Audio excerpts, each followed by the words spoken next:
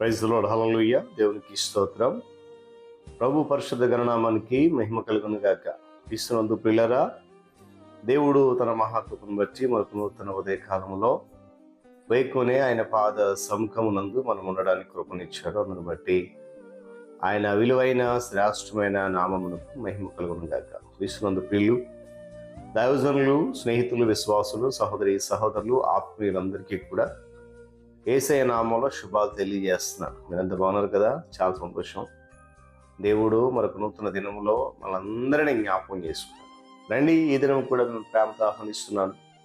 అనుదిన అభివృద్ధి ఉదయకాలపు ధ్యానాలు అనేటువంటి ఈ ఆధ్యాత్మిక కార్యక్రమంలో అతపాటు పాలిబాక్సులు కండి వాక్యాన్ని ధ్యానించి దైవాశీర్వాదాలు పొందండి. మీ దగ్గర బైబిల్స్ ఉంటే కరెక్ట్ చూడండి. లేని పక్షాన చదివే మాట విని గ్రహించి వాక్యదానంలో పాలిబాక్సులు కమ్మని మనం చేస్తూ నెట్టి దిన ధ్యాన వాక్యంగా 46వ సంకీర్తన 8వ చరణాన్ని చదువుతా ఉన్నాను.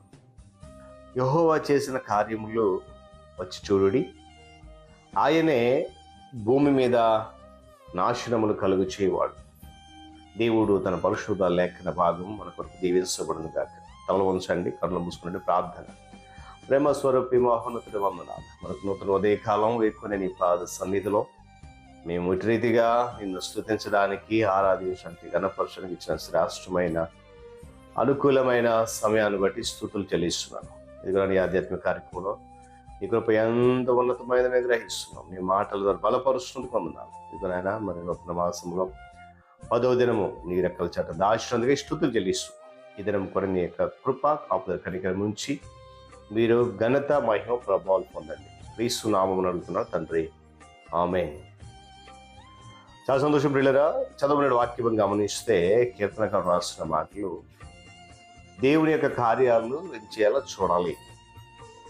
సర్వ భూమి అంతటి మీద అధికారం ఆయనకు ఉంది. ఆశీర్వాదాలు కలుగజేసేవాడు ఆయనే, నాశనం కలుగజేసేవాడు కూడా ఆయన. యేసుక్రీస్తు ప్రభు వారి యొక్క జీవిత విధానం మనం గమనించినప్పుడు ఆయన మేలైన దానిని ప్రేమించడంతోనే ఆగిపోలేదండి. ఆ మేలైన దానిని ప్రేమిస్తూ చెడును కూడా ఆయన ద్వేషించాడు. ఆయన పరిశుధాత్మ శక్తి చేత మేలు చేస్తూ దెయ్యములను వెళ్ళగొడుతూ కూడా ఆయన సంచారం కొనసాగింది. అయితే ఆయన తాను పరిచర్య చేసిన దినాల్లో లోకంలోని చెడును సంపూర్తిగా ఆయన నిర్మూలించలేదు. ఎందుకంటే అపవాది దుష్టులకు విధానంలోకి అధికారి అని చెప్పి ఆయన పదే పదే చెప్పాడు, తెలియజేశాడు. ఆయన సిలువ వేయబడి పునరుద్ధానుడైన తరువాత సహితము మన చుట్టూ ఉన్న లోకము అపవాది యొక్క అధికార క్రిందను లేక అదుపులో ఉన్నదని చెప్పి అపోస్తుడైనటువంటి యోహాను గమనించాడు.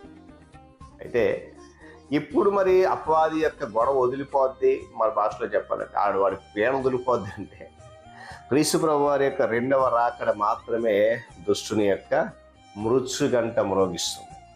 గట్టిగా స్తోత్రం చేయాలి. అప్పటి వరకు అపవాది విశ్వాసులు అనబడిన వారిని హింసిస్తూనే ఉంటాడు, వేదనకు శోధనకు గురి చేస్తూనే ఉంటాడు. ఆ చెడుని యొక్క నిర్మూలన ఎప్పుడు జరుగుతుందంటే మనం ఎప్పుడైతే దేవుని యొక్క బాటలు నడుస్తూ వాక్యానుసారం హృదయాన్ని నింపుకొని వాక్య వెలుగులో మనం ప్రయాణం చేస్తామో తప్పనిసరిగా మనలో ఉన్న చెడుని నిర్మూలన చేసుకోవాల్సిన అవసరం కూడా ఉంది. ప్రభువైనటువంటి క్రీస్తు వారు తన ధర్మ విరోధిని తన నోటి ఊపిరి చేత సంహరించి తన ఆగమన ప్రకాశము చేత వారిని నాశనం చేస్తాడంట. వాక్యం చెప్తా ఉంది. ఆయన మరలా వచ్చినప్పుడు అపవాదితో మాత్రమే కాదు, వాడి అనుచరులతో కూడా వ్యవహరిస్తాడు. దేవుని కుమారుని యొక్క పాదములు ముద్దు పెట్టుకొనకుండా ఎవరైతే ఉంటారో వారు ఆయన ఆగ్రహం చేత లేక కోపము చేత దహించబడతారనే విషయాన్ని కూడా వాక్యం జ్ఞాపకం చేస్తుంది. అపవాది 1000 సంవత్సరాలు బంధించబడి తొదకు వాడు తన కొరకు తన యొక్క దూతల కొరకు సిద్ధం చేయబడినటువంటి నిత్య నరకాగ్నిలోనికి లేక అగ్నిగుండంలోనికి పడదోయపడతాడు. మరి ఇక రాడు అక్కడి నుంచి. దేవుని స్తోత్రం చెప్పండి కదా. హల్లెలూయా. యుగయుగాలు రాత్రి మగలు కూడుకొని ఏమని గమనించాలి, స్తుతించాలి మనం. ఎందుకంటే అపవాది ఉండనటువంటి ఒక ప్రదేశం గురించి మనము ఊహించగలిగితే లోకులందరూ కూడా ఏమండి, ఎందుకంటే అపవాది నిత్య నరకాలను పడదోయబడిన తర్వాత యుగయుగాలు రాత్రి మగలు బాధించబడుతూనే ఉంటాడు. ఎప్పుడైతే లోకాధికారులందరూ కూడుకొని దేవునికి విరుద్ధంగా పోరాడినట్లు వారు గొర్రె పిల్లతో యుద్ధం చేస్తారు, కానీ గొర్రెపిల్ల ప్రభువులకు ప్రభువును రాజులకు రాజు అయినందున ఆయన ఆ రాజులను జయిస్తాడు. బబులోను అని పిలువబడేటువంటి చెడు మరియు దైవభక్తి లేనటువంటి ఈ లోక పద్ధతులు కూలిపోతాయి, శాశ్వతంగా కూలిపోతాయి. దేవుని స్తోత్రం కలుగును గాక. చెడు అనేది పూర్తిగా నిర్మూలన చేయబడుతుంది. అయితే ఆయన రాకడ వచ్చే వరకు ఆయన ప్రజలుగా భూమి మీద మనలో ఉన్నటువంటి ఆ చెడు పదార్థాన్ని నిర్మూలన చేసుకునే దిశగా వాక్యం అనేటువంటి ఖడ్గముతో దానిని బయటికి తోలివేయగలగాలి. ఈనాడు ఇతరుల కంటే ఎక్కువ ప్రాధాన్యత ఇవ్వబడినప్పుడు మనం గర్విస్తాం. ఈనాడు ఇతరుల కంటే ఎక్కువ ప్రాధాన్యత ఇవ్వబడినప్పుడు మనం గర్విస్తాం. మరి ఒకరు మనకంటే ఎక్కువగా చేయవచ్చినప్పుడు అసూయపడతాం. పిల్లల క్రీస్తు ప్రభు తిరిగి వచ్చినప్పుడు మన బహుమానం చేత పట్టుకొచ్చి పంచినప్పుడు బహుమాన గ్రహీత గర్వించడు. అంతేకాకుండా చూచేవారు కూడా అసూయపడరు.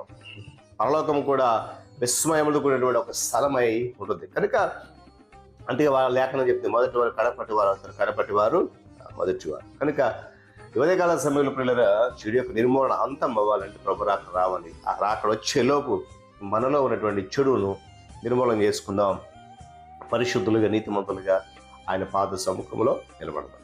దేవుడి మాటలు మన కొరకు దీవించుగా. తలలోంచుకొని మూసుకోండి, ప్రార్థన చేద్దాం. ప్రేమ కలిగిన తండ్రి వందనాలు. మరొకసారి ఉదయకాల సమయంలో వేకుని నీ పాదముల చేత మేము ఉన్నాం. నిజమే నా తండ్రి, మాలో ఉన్న చెడు నిర్మూలన చేసుకోవడానికి ఒకటి అవకాశం మీరు మాకు ఇచ్చారు. ఆయన అవకాశాన్ని సద్వినియోగం చేసుకుంటూ సంపూర్ణ నిర్మూలన మాలో ఉండి తొలగిపోవడం, ఆ చెడు తలబడుకు చూపించారు. ప్రతి ఆటంకాన్ని జయించగలిగే శక్తిని మాకు ఇచ్చి నీ కృప ద్వారా నడిపించి బలపరచు. యేసయ్య నామమున అడుగుతున్నాం తండ్రి, ఆమేన్. త్రియేక దేవుని దీవెన, ఆయన సన్నిధి కాపుదల సదాకాలము మనందరికీ తోడేండి నడిపించును గాక. ఆమేన్.